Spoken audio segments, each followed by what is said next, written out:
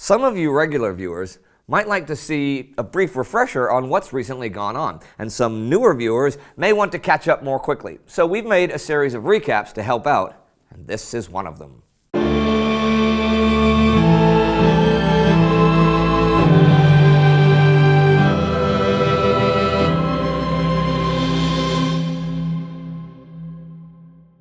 I'm Indy Nidell. Welcome to a Great War recap special covering November and December 1917 and January 1918. As November began, things were looking grim for Italy. The Battle of Caporetto had begun in late October and had turned into a rout. The Italian Second Army had been destroyed, and the Austro-German advance had taken nearly 200,000 prisoners.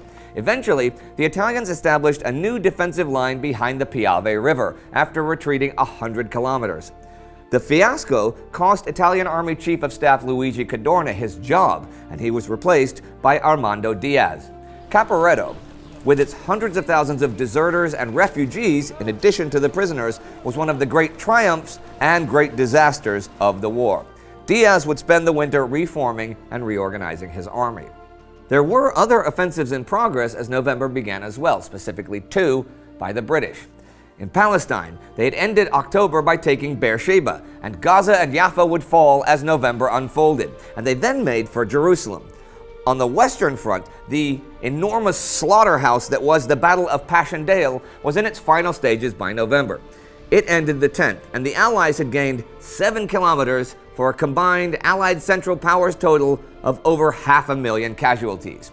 The British began a new offensive, the Battle of Cambrai, less than 2 weeks later, and it began with great success and featured more tanks in the field than had ever been used before, over 400 of them. However, a German counterattack kicked off at the end of the month, and the gains the British made were quickly being retaken. But the biggest news of the month, and perhaps the century, was a revolution in Russia during the first week of November. Lenin and the Bolsheviks were now in power, and the provisional government that had reigned since the Tsar abdicated was no more. The first thing the new government wanted to do was end Russia's participation in the World War. This did not bode well for Russia's allies. By the 19th, Lenin was asking for an armistice and authorizing troops to negotiate peace with the enemy. Hostilities ceased on the Eastern Front by the end of the month, though there was plenty of bloodshed in Moscow and Petrograd. Russia further distanced itself from its former allies by making public all the secret treaties they had made during the war, including the Sykes-Picot Agreement, which partitioned the Middle East after the war with no regard for the local peoples.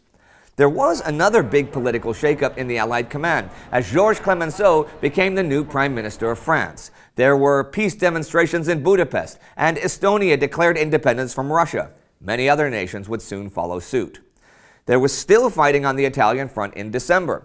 For much of the month, the Austrians tried to break through the new Italian lines and tried and failed to take Venice just before Christmas. The front then went quiet for the winter. The Battle of Cambrai came to an end in the west as the German counterattack erased nearly all of the British gains. The battle showed, though, that both sides' new methods of attack, whether British tank warfare and tank tactics or German stormtroop tactics combined with gas and artillery, were deadly effective. The British advance in Palestine continued as they took Hebron and Jerusalem, but there were no major offensives in progress. Well, as far as the actual war was concerned. See, Russia signed an armistice with the Central Powers, and delegates from both sides met at Brest-Litovsk to hammer out the details of a peace treaty, but there was anything but peace in Russia. The White Russian armies, including former imperial generals, had already formed in response to the Bolsheviks, and the country descended into civil war. This was further complicated by places like Ukraine, Moldavia, Latvia, and Finland declaring their independence, and of course, being forced to fight not only Russians for it, but also their own sides in civil wars of their own. The Czechoslovak Legion was now isolated in Russia and would have to head east to Vladivostok in order to head to Europe and join the Allies. Lenin and Trotsky were trying hard to consolidate their power, but it was anything but easy. Germany, for its part, could now bring hundreds of thousands of men from the former Eastern Front to the west to try and score victory there. Because of that, and the Central Powers' success in Italy, it seemed a dark time for the Allies, at least until the Americans could one day arrive in force.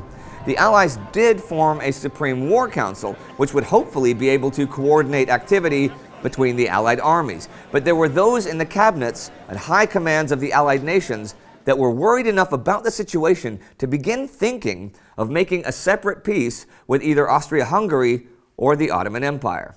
Those empires, though, had serious issues of their own. Hunger and even starvation was rampant in both, and there were desperate shortages of men and munitions to continue the fight. Allied production at least continued apace, bolstered by all the stuff coming from America. But the Central Powers were not ready to concede. The end of the Eastern Front meant Ottoman expansion in the Caucasus, in addition to the relief Germany and Austria-Hungary could have from fighting a two-front or three-front war. In fact, German high command was making plans already for a gigantic spring offensive in the West to win the war once and for all. And a December side note here. The largest man-made explosion in history up to this point occurred in Halifax, Nova Scotia, when the munitions ship Mont Blanc blew up in the harbor. And 1917 ended, and 1918 began. 3.5 years of war with no end in sight. As the new year began, Germany announced that German occupation of Poland, Lithuania, Courland, and Estonia would be part of any peace treaty with Russia. Russia, obviously, had big problems with that. Leon Trotsky joined the peace talks to try and prevent that. January actually saw a lot of talks and machinations behind the scenes. The most famous of these being Woodrow Wilson's 14-point speech, where he laid out principles that would hopefully guide peace negotiations after the war. But the war still had to be fought in the field. Erich Ludendorff continued his plans for the Western Front and settled on Operation Michael as the first step in his series of spring offensives. He would bring in stormtroop strategist Oskar von Hutier and artillery genius Georg Bruckmüller to make the assault as deadly as possible. The British would bear the brunt of that offensive, but they were having manpower issues at the front. British Prime Minister David Lloyd George was keeping hundreds of thousands of men in Britain that were ready to go into action because he was so appalled by the slaughter of the gigantic battles in the West. He still hoped for a solution on another front. He also very much wanted to remove Douglas Haig and Woolley Robertson from Army Command, though this he could not directly do. So he began political machinations to remove those he could from Army Command, which was quite a few, and saw in the Allied Supreme Council a means to curb Haig's ambitions in the field. There was a lot of news from Russia in January, and not just political machinations. An assassination attempt on Lenin failed, but the Bolsheviks managed to shut down and dissolve the elected Constituent Assembly. Representative government was at an end in Russia. But the Bolsheviks also still had to win a bloody civil war to gain full control of the country. We saw strikes in Germany and Austria-Hungary, a heating up of the war at sea and the war in the skies, and endless intrigues within the high commands of both sides. So this is where we stand as January ends. The major battlefronts are quiet, though there are small actions every day. There is major action every day in the East, though, with civil wars and wars of independence the theme of the winter. Perhaps the theme of the spring will be something less bloody.